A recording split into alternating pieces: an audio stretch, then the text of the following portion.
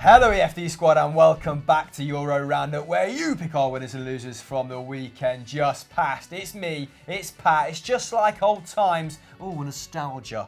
You should be feeling all warm and fuzzy inside. Our first winner to kick things off comes from Gopal_Sharma10, and it's the Blaugrana, because wrapping up more league titles, aren't they, Pat? Yeah, 1-0 victory over Levante on Saturday means that they won their 26th Liga title. Not bad. Now, Lionel Messi was rested for this game, but had to come on at halftime with the scores level. It's embarrassing at this point, isn't it? Well, I mean, it's embarrassing how much he's had to do on his own this season. His goals have brought them 17 points. That's obviously more than any other player. But on the other hand, he has scored 34. Vidal nodded it down for him. He beat two defenders, slotted past the keeper. 34 goals for the season, as I've said. 24 goals as a substitute in La Liga in his playing career. That's more than any other player this century. That's how we're talking about Messi now. Anyway, 10 league titles measured by century. Well, yeah, 10 league titles with Barcelona. Nobody has ever done that with the club. That's Capitano this time Absolutely. As well. Do you know how many trophies he's got in club football? Tell me. 34. 34 more than anyone else in Barca history as well. They've won 4 league titles in the last 5 years, and they were able to deliver it in front of their home fans for the first time since 2010, which is a nice treat for them, obviously. They obviously need a little treat, don't they? Miserable for them watching the greatest player of all time, bang Farmers. Just the double last year. Oh, haven't won the Champions League since 2015. Get over it. Yeah, I mean, the party could have been spoilt because Levante hit the woodwork a couple of times. But overall, it was a pretty Barcelona-y performance. They had all the ball, as I understand it, and then Messi scored. 62%, which is about par for the course at the minute from this Barcelona side, even though Valverde's not as hung up on possession as prior managers, is he? I mean, over the course of the 90, the Blaugrana did have 23 shots, so Levante can maybe count themselves a little bit fortunate, especially as 12 came on target. Levante actually failed to have a single shot on target in the first half. A single shot full stop, but did improve in the second period with 7 shots, 2 coming on target. And the key performers, like you said, despite not starting the game, Messi, 3 key passes, 4 shots and 2 dribbles. Okay. Rested. Rakitic, 99 touches, 77 passes, both game highs, reaffirming his importance to this Valverde system. Vidal, who subsequently won 3 different domestic leagues, hasn't he? Yeah. By virtue of securing this title. 1 assist, 3 shots, and won the most amount of tackles with 5. So plenty of industry, tipping them over the line, and that bit of quality, that icing on the cake from Lionel Messi. Levante, despite being Barcelona's booby side in recent periods, 2 points off the drop, 3 games to go, and face fellow strugglers Rayo Vallecano, who of course beat Real Madrid even without Raul de Thomas in the weekend just gone by. Barca now turning their attention to Liverpool on Wednesday with dreams of a treble. And, I mean, who'd begrudge Messi? He needs one more Champions League, doesn't he, while he's at the peak of his powers? I don't know. I mean, this would be the worst side to win the Champions League since Real Madrid won it last year. Hey! Moving on. Our first loser of the week is Neymar. This comes from @SebAdams03. Bit of an unexpected weekend in French football. Bit of an unexpected interaction with a fan. Yes, so footage has emerged of Neymar punching a fan. I say punch. Half slap, half punch, after PSG's Coupe de France defeat to Rennes, which they lost on penalties. And it caps a really bad week for the Brazilian, who knew he had this petulant side to him. That was sarcasm. Everyone knows.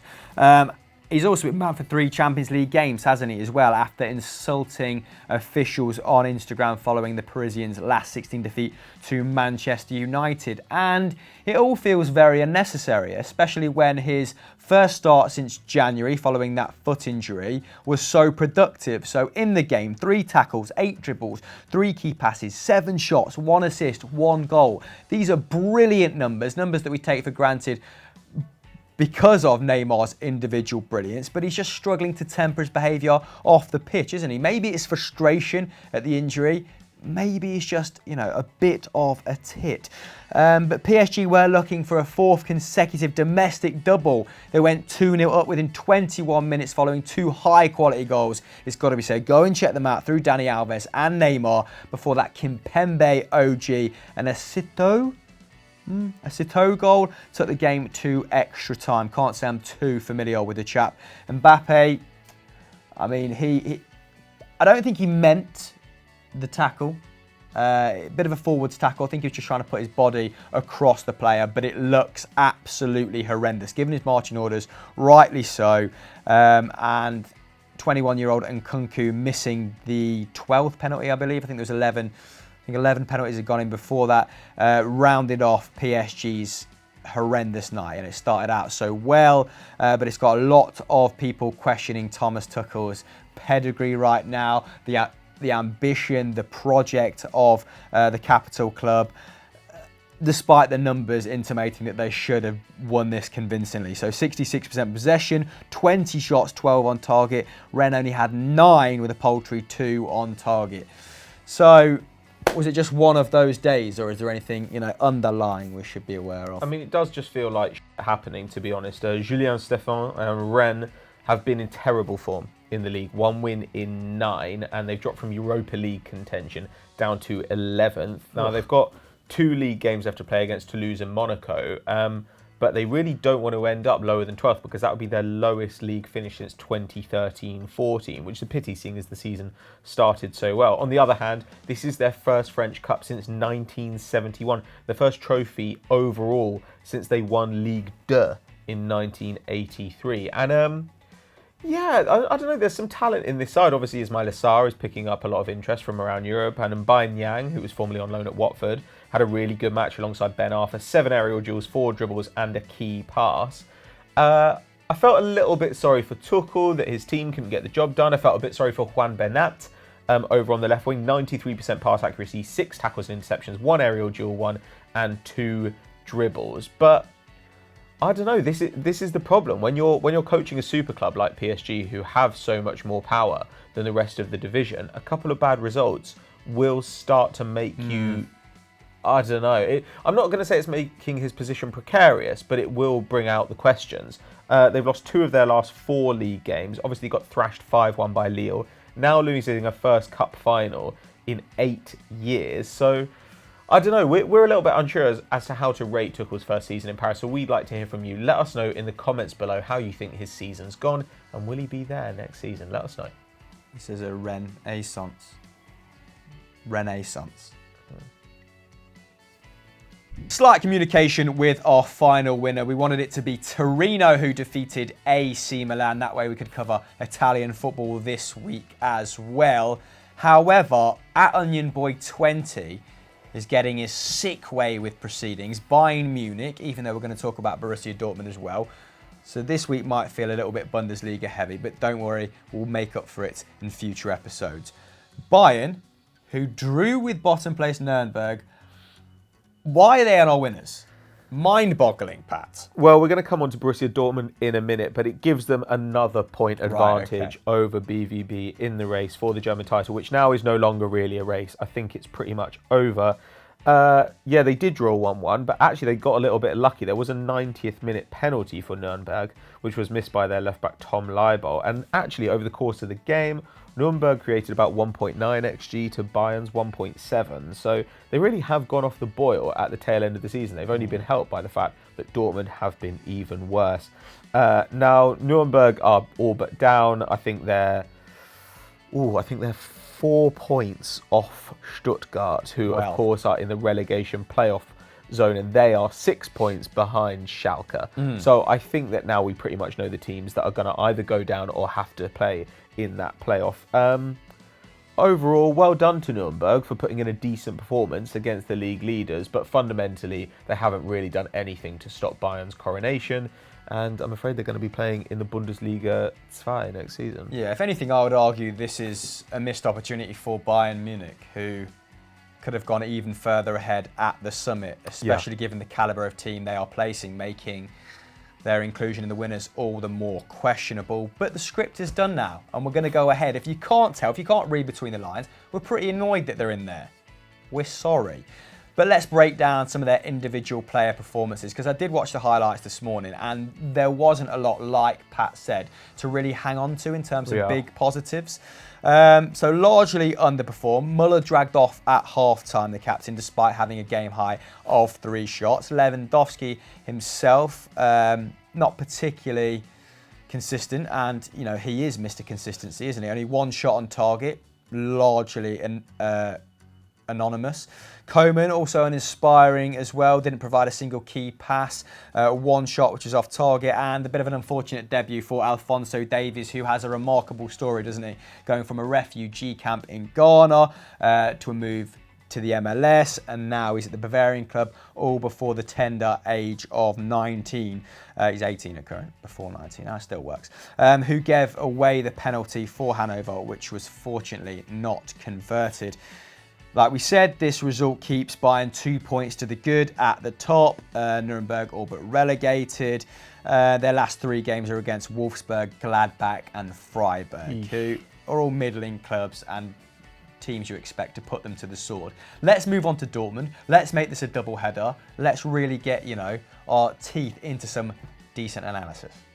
Yeah, you know who it is, but this comes from @Keith12 Singh. Borussia Dortmund firmly in our losers. What a horrible day. Yeah, you don't meet many Keith Sings as well, either, do you? So Keith? That's quite a rare name. Who looks at their kid now and goes, oh, he looks like a little baby Keith.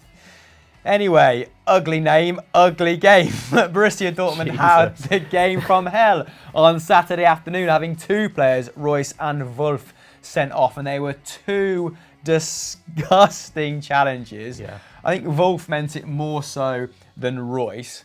I might just be saying that because I like Royce.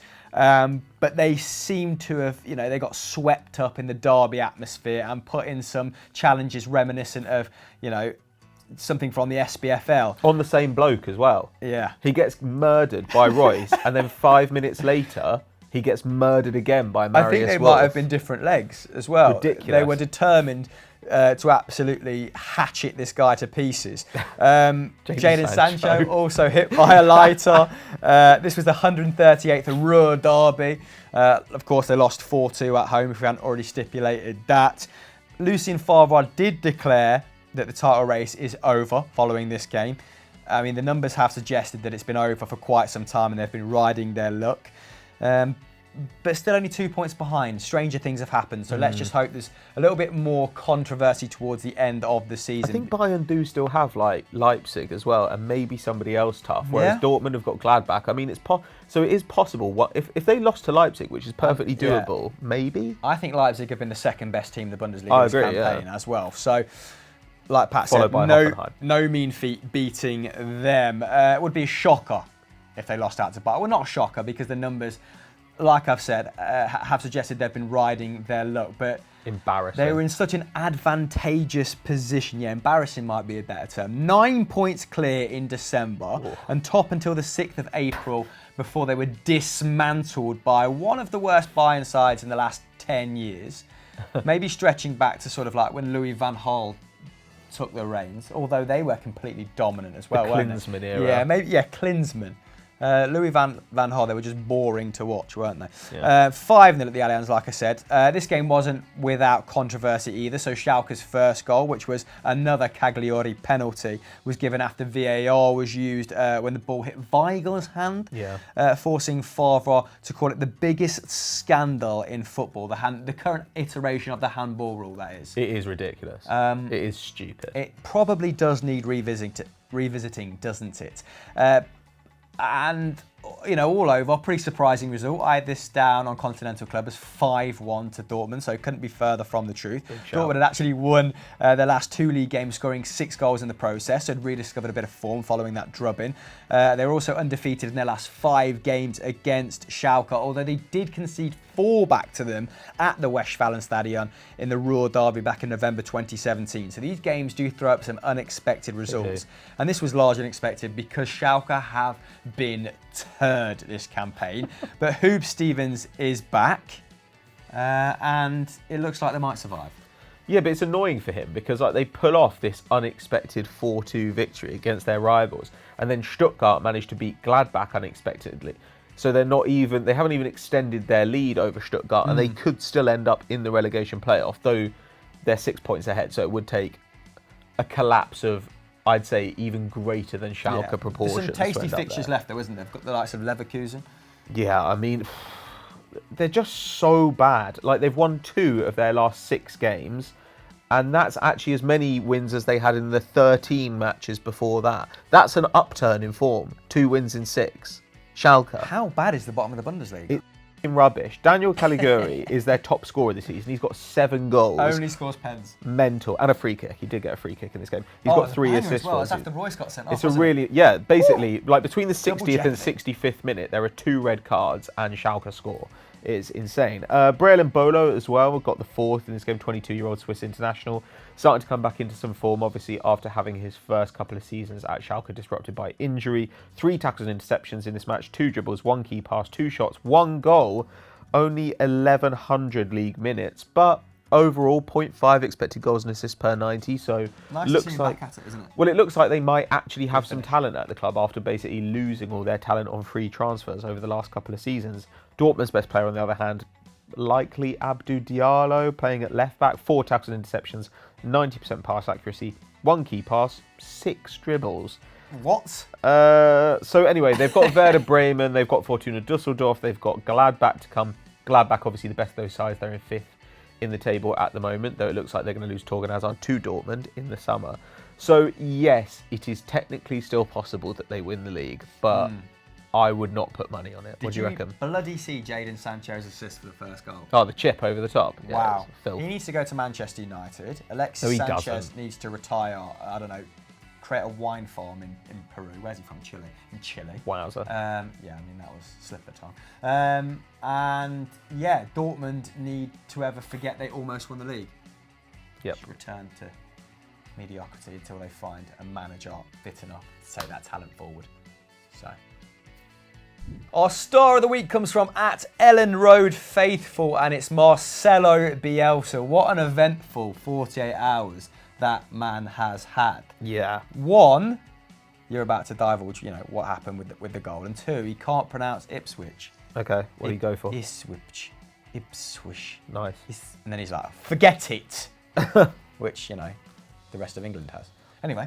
Marcelo Bielsa has had an up and down season from the point of view of his reputation for sportsmanship. Yeah. I mean, in this game, basically at 0-0, Villa's Jonathan Kujia fell down with what looked like a head injury, and his teammates wanted the ball kicked out of play, but Leeds played on, and eventually Mateusz Klich ended up scoring. So obviously, cue a massive argument on the touchline. What are your views on this? I don't think it was strictly a head injury, and the referee waved play on. So do you think the Villa players are just being a little bit entitled there? I mean, it is. Yeah, it's the ref's responsibility to stop the game for a head injury. And also it kind of depends where you are in the game. Like, quite often, we end up in a situation where in the last minutes of the game, like a smaller club, if they're leading or having a draw against a bigger side, will just start going down with injuries and rely on the ref to stop the game. And refs will stop the game for like cramp, which I'm sorry, cramp is not an injury. It means that you're not conditioned well enough.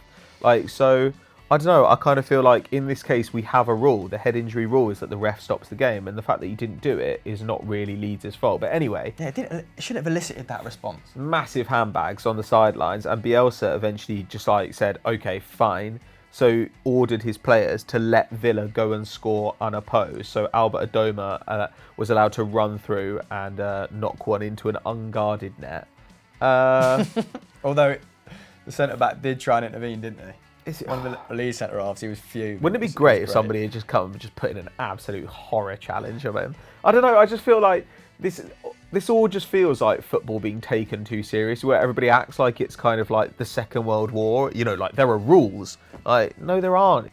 Football, who cares? Not a lot of nobility left in football. So I loved it when Bielsa spied on another team. I was like, yeah, that's exactly what teams should be doing. I don't like diving, but other than that, I think that a lack of sportsmanship is very funny. I'm just glad, Pato, that we live in a day and age that we're reporting on football at this time when Marcelo Bielsa is in the Championship and he's rattled John Terry and Frank Lampard. I thought John Terry was going to cry, mate. Honestly, John Terry went fair enough to Bielsa as if to thank him for the gesture, and then Bielsa told him to get back in his own technical area, and then John Terry went shh as his comeback. He went shh.